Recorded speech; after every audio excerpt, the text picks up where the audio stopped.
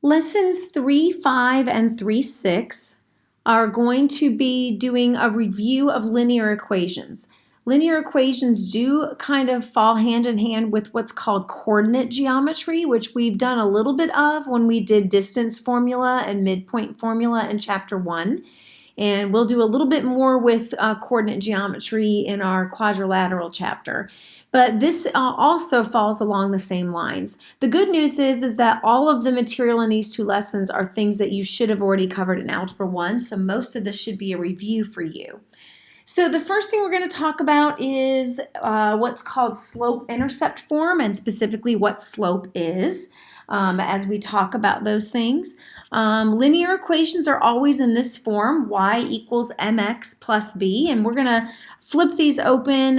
When you get your notes, you'll be able to go back and watch these videos and fill them in. But this is going to tell you what each part of this particular equation stands for. Okay, so if you're looking at the slope-intercept form, and the y and the x are not as important when we're just simply working with the equation as they will be when you start doing word problems with them, but that doesn't usually happen until later when you get to the next chapter, or I'm sorry, the next level, which is Algebra 2.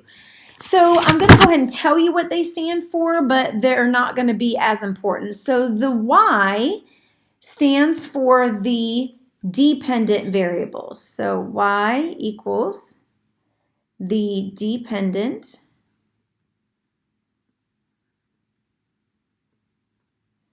variable.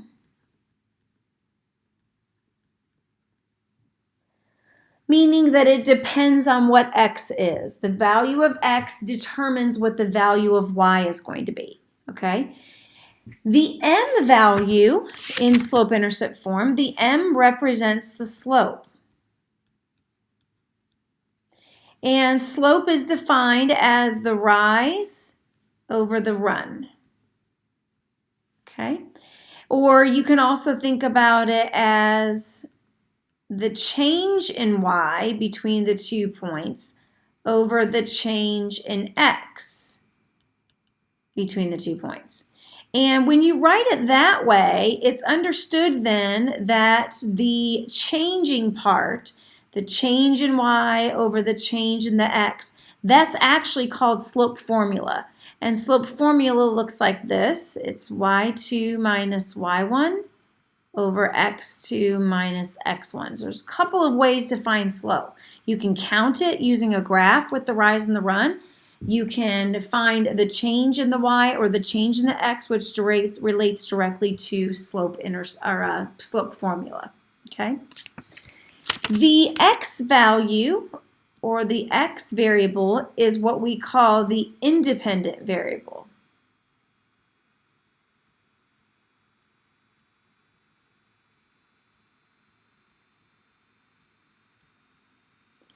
It's the part that we get to change, and it's not dependent on what y is, okay? And then the b, which is the last one, the last variable, b equals the y-intercept, okay?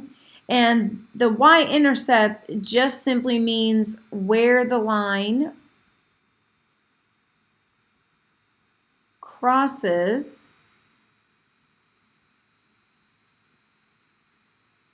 the y-axis. That's all that the y-intercept really means, okay? So this is going to help us graph equations, which we're going to do in the next video.